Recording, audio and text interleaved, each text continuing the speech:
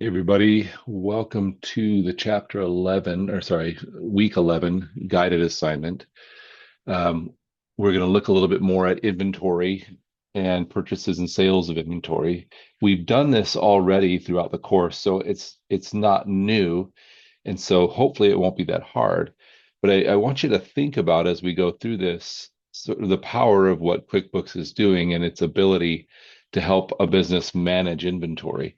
Just keeping track of what you have at any given time to sell can be a very, very helpful thing.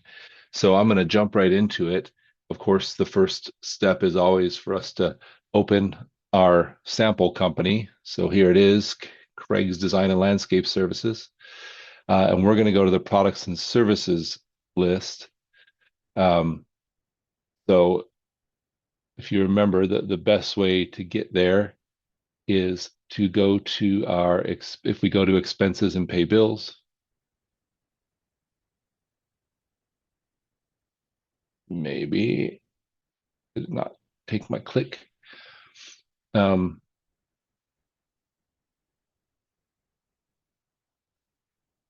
we can go down here to sales and get paid. Sorry, I think I told you the wrong thing, and then we'll click on products and services. And so we can see Craig's Design and Landscape already has a number of different items in its products and services list. Um, and it's kind of important for us to recognize the difference in the different things. So if we look under the type column, you'll see there's services. Those are things that the business does for other people. So they do design work. They have a service called concrete, which I'm assuming means the actual concrete work of installing it. And then they have inventory items. These are items that they want to track the number they have on hand. And then they'll probably have, oh, they don't have it, but you can also have non-inventory items, which are items that we have, but we don't track what are on hand. And there's various reasons to do that. Some things are just not, it just doesn't make sense. Maybe they're so cheap, like we don't want to track every nail or something like that. But so you just have to make that decision in real life. What things do I need to track and what things not? You can see that for services, it has a sales price, but no cost. But for products, inventory products or items, we have a sales price. That's what we sell it to the customer for, and a cost. That's what it costs us to buy from whatever vendor we buy it from. So the difference between those two would be our gross profit on of the sale of one of those items. So for the pump, for example, we're selling it for 15 and it costs us 10. Then each time we sell one, we make a gross profit of $5. And then finally, we have this quantity on hand, which this is how many of these items we have in stock, probably sitting on a shelf somewhere at our business. All right, so I know that's a bit of a review. So we'll jump into creating a few more inventory items, even though we've done it before.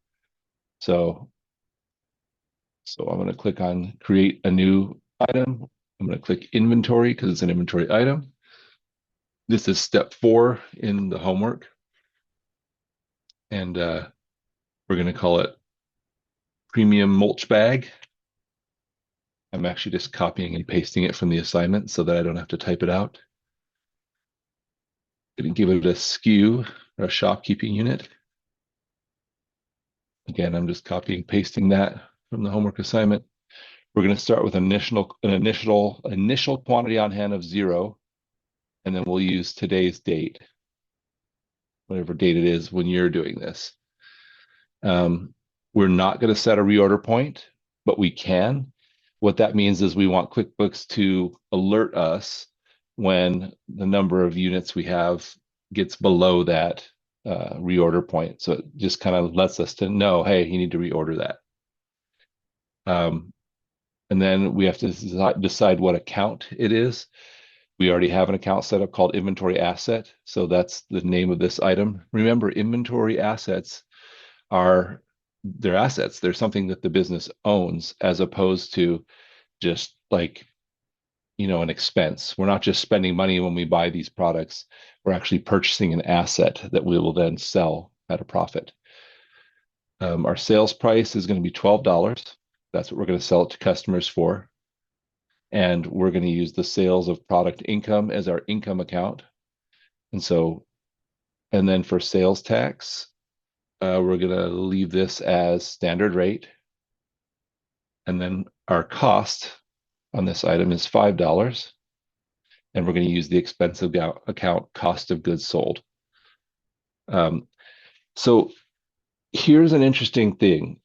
Anytime you make a sales transaction, instead of, if you think about back to accounting when you learned about basic journal entries, instead of there just being a debit and a credit, there's actually always in a sales transaction two debits and two credits. So it's kind of like a double transaction because we have to record, first of all, when we're selling something to a customer, we have to record how much the customer is paying us. We have to record the amount they're paying us as revenue or as an income. So that's our first entry we have to kind of create. And then the second part of that, the second side of that entry, is we have to record that our inventory is going down. We have an asset, our inventory, leaving us, going with the customer, and that we have an expense for that, which is called the cost of goods sold. So in QuickBooks, we have to tell it this inventory item, what account it is, which is an inventory asset, what income account we'll be using when we actually sell it, which is our sale of product income, and what expense account we'll be using for the cost of the actual inventory item when we sell it, which is cost of goods sold. We've got to tell it all those things. So now we've added the premium mulch bag. We're going to go down to step 8 and add another inventory item. I'll click inventory. This one's going to be called garden hose nozzle.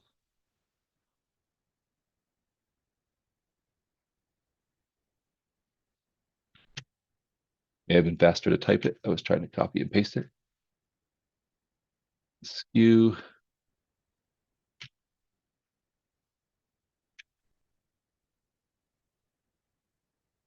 We're going to do 0 on hand. We don't have the categories that we're setting up for these, so we're just going to do 0 on hand as of today's date. Inventory asset is our inventory asset account. Our sales price will be $18. Sale of product income, standard rate taxable. Cost $7, cost of goods sold.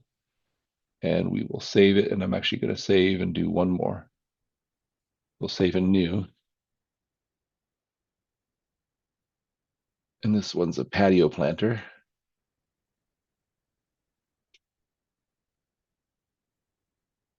Whoa.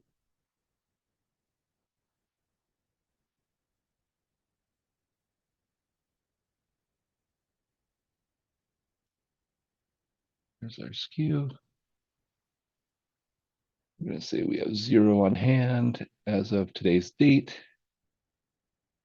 The inventory asset has a sales price of $35. Sales of product income, taxable at the standard rate, has a cost of $15. Cost of goods sold, and we will save and close. All right, so we've now added 3 different inventory items. If we scroll down our list here, what were they? They were the premium mulch bag. Let's see.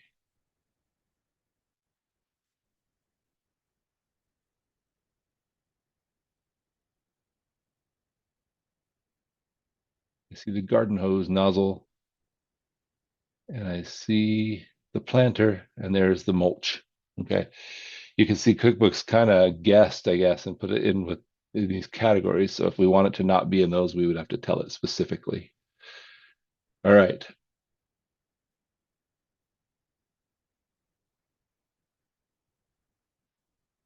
So now that we've created 3 new ones, we're going to record an inventory purchase, like as if we were adding or buying some of this inventory from a customer, and we're going to use a bill to do it. So I'm going to go to create, go under vendors and do bill.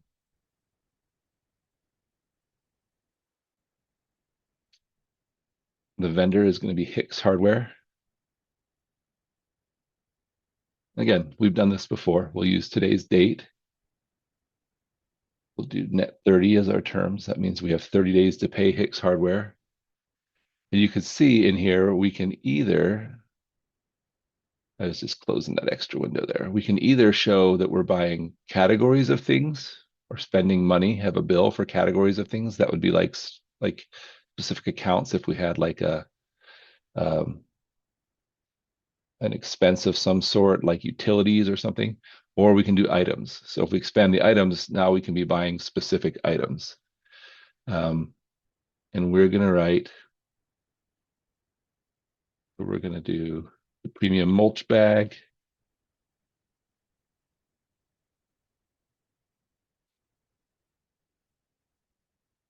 Maybe that's like a new mean nickname we could call a friend of ours. Like, dude, you're just a premium mulch bag. Maybe not. Doesn't sound very nice, even though it doesn't mean anything. And a garden hose nozzle.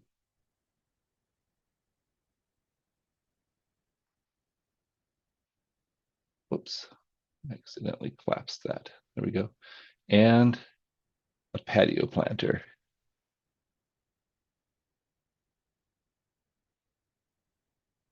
We're doing 20 premium mulch bags, 10 garden hoses, nozzles, and 8 patio planters, $290 worth. And we're going to save and close. And we just bought those. And you'll see when we come back over here now to our product and services list, that each of those items we just bought, they now have, whoops, it's still showing. Sometimes you have to refresh it and hope it doesn't do something wacky to you. Now you can see we have 10 garden hose nozzles on hand. We have 25 sprinkler heads. No, wait, that wasn't what we just bought. We bought planters. We have 8 planters, and we have 20 premium mulch bags. So what it does is it adds it to the quantity we have on hand. So that actually will increase our inventory asset. And so now we have these sitting here and available to sell. So we're actually going to now record a sale. We're going to sell to Amy's Bird Sanctuary, and we're going to use, let's see, I think we're going to do a sales receipt.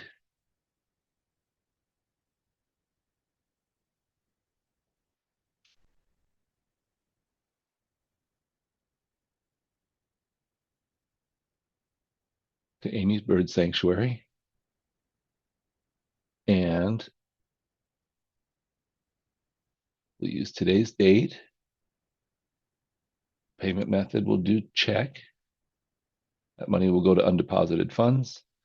And now we're going to put the products or services we're selling to Amy's. We're selling a premium mulch bag. How many of them? 6. And we're going to sell a patio planter, 2 of them.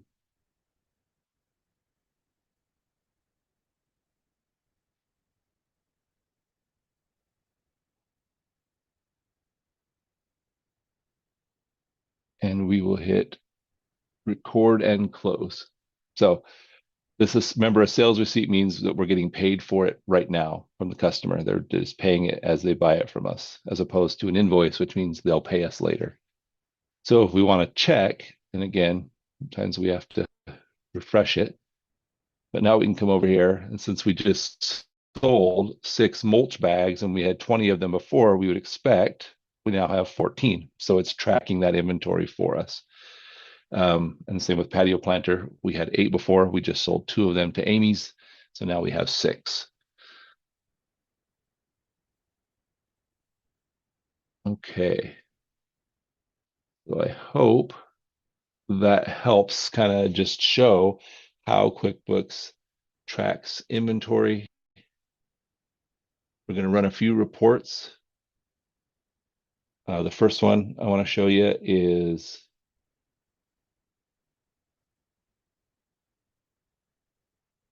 the inventory valuation summary.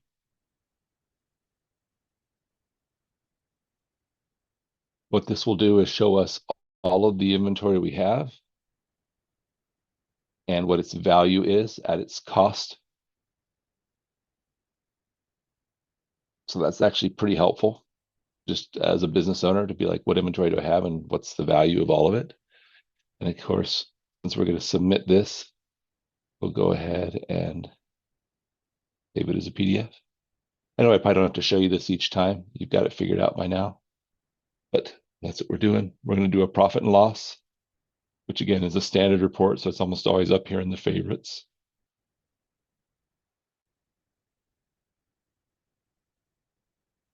And again, that just shows our income that we brought in and our expenses. When we sell those inventory items, they go as a special expense called cost of goods sold. So when we sell it, we're going to get, like we sold that to Amy's, we're going to get income. Let's see, where is it at? Sales of product income is what we told QuickBooks to use. That would get increased. And then our cost of goods sold will be increased. And that'll show us how much money we made. We'll go ahead and save that as a PDF. And then finally, we'll do a balance sheet. Again, a very standard report. It's right up here in the favorites. And that's going to show us our assets, our liabilities, and our equity. And so those assets, those items we added or purchased, will show up right here as inventory assets. And they're always listed under current assets because inventory is stuff we're planning to sell in the short or near term. Anyway, so there's our 3 reports that we're going to submit for this assignment, and along with the answers to the reflection questions. I hope that gave you a little more understanding of how QuickBooks tracks inventory. And as always, if you have additional questions, don't be afraid to reach out.